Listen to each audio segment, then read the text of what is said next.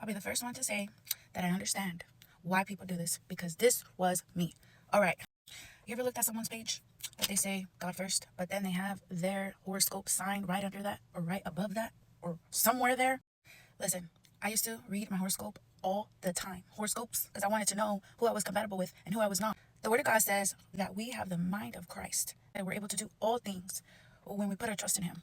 Therefore, putting our trust in Him means taking on whatever He speaks about us. Since the very beginning, He said that we are beautifully and wonderfully made. He said, be gentle-hearted. He said, be loving. He said, be filled with compassion. And so we take on horoscope signs and we come into agreement with Gemini or Pisces. Pisces says they are super sensitive.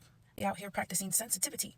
And then Sagittarius says, I'm stubborn and I cut people off left and right. But the Word of God says, give grace as you have been given grace, right? It says, have understanding. So why are we coming in agreement with this? Why are we still putting this in our Bible when we say we believe in God?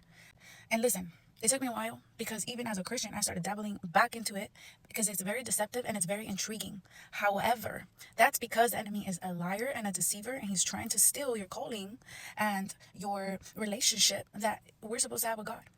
So do not let him deceive you anymore. For those of you that truly believe in God, take off that anger, give into anger. That's Scorpio right there, giving into anger all the time. That doesn't make sense when the Word of God says, be quick to listen, slow to speak, slow to get angry. So why are we giving into anger? Why are we practicing these things? The reason why you're like that is because you're taking on what these horoscopes are saying, and you're like, oh, it explains why I'm like this. Why don't you turn it around and take on what God is saying about you and watch your life be transformed, watch your mind be renewed, and watch you be a lot better? Are you gonna be perfect? Heck no.